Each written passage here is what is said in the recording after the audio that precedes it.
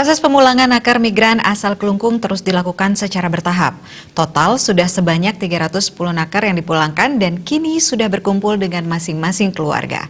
Sekretaris Gugus Tugas Percepatan Penanganan COVID-19 Klungkung, Putu Widiade mengatakan, jumlah nakar migran yang masih menjalani isolasi tinggal sebanyak 38 orang. Mereka menunggu masa karantina berakhir dan akan dipulangkan secara bertahap.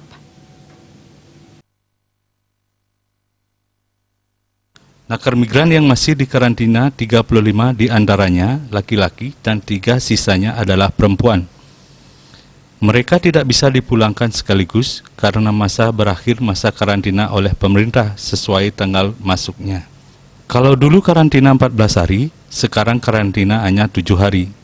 Widiade mengatakan kalau hasil swab negatif, mereka langsung dikembalikan untuk selanjutnya menjalani isolasi mandiri. Meski nakar migran saat ini tinggal 38 orang, pihaknya belum berani menjamin tidak akan ada lagi nakar migran asal Klungkung yang menjalani masa karantina.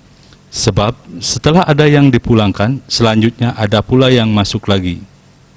Malah, sesuai informasi awal yang diterima Gugus Tugas Percepatan Penanggulangan COVID-19 Klungkung, akan datang sebanyak 680 orang mendarat di Bandara Ngurah Rai, Bali.